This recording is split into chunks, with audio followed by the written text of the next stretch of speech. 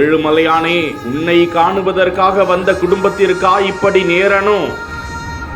சாலையில் சினிமா பட பாணியில் உருண்ட கார், சிறுவன் உட்பட 2 பரிதாப பலி.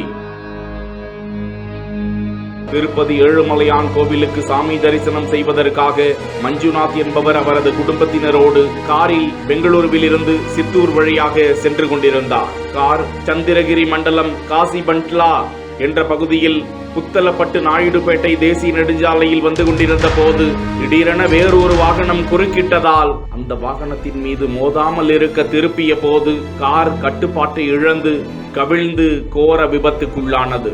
இதில் மஞ்சுநாத்தின் தந்தை 60 வயதுடைய கரிகவுடா, 6 வயதுடைய சிறுவன் இருவரும் சம்பவ இடத்திலேயே படுகாயமடைந்து உயிரிழந்தனர். மேலும் காயமடைந்த 35 வயதுடைய சௌமியா, 55 வயதுடைய தொட்டம்மா ஆகியோர் அங்கிருந்தவர்களால் மீட்கப்பட்டு ஆம்புலன்ஸில் மருத்துவமனைக்கு கொண்டு செல்லப்பட்டு தீவிர சிகிச்சை அளிக்கப்பட்டு வருகிறது. சந்திரகிரி காவல்துறையினர் விபத்து குறித்து வழக்கு பதிந்து விசாரித்து வருகிறார்கள்.